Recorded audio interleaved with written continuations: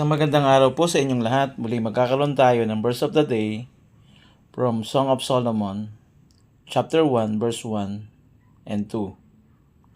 Sabi dito, the Song of Songs, which is Solomon's. Verse 2, let him kiss me with the kisses of his mouth, for your love is better than wine. Salamat sa salita ng Panginoon. Ang awit ni Solomon ay naglalarawan ng tulad ng pag-ibig na mag-asawa, na maliwanag na ang awit na ito ng matalinong tao is about a marriage of Davidic king na nakatuon patungo kay Kristo. Na dito pinapakita ang tunay na pag-ibig na naglalarawan sa mag-asawa. Na dito tinutukoy na mayakda ang pagpapahayag ng kanyang pag-ibig. Kaya sabi sa verse 2, let him kiss me with the kisses of his mouth. Na pinapakita ang affection ng pag-ibig bilang umiibig.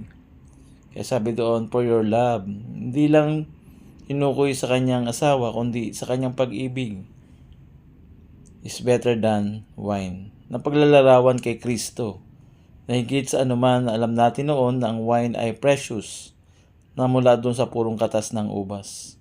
Pag sinabing better, higit sa lahat. Ganyan ang perfect love sa atin ng Diyos. Nang si Kristo ay dumating sa atin na better, na walang ibang nagligtas sa makasalanan, kundi ang ginawa niya sa krus. His better love means His perfect love upang makatungo tayo sa Diyos. Ito ang higit na pag-ibig ng Diyos na siyang naging sentro na mag-asawa, mag-aasawa o umiibig sa Kanya.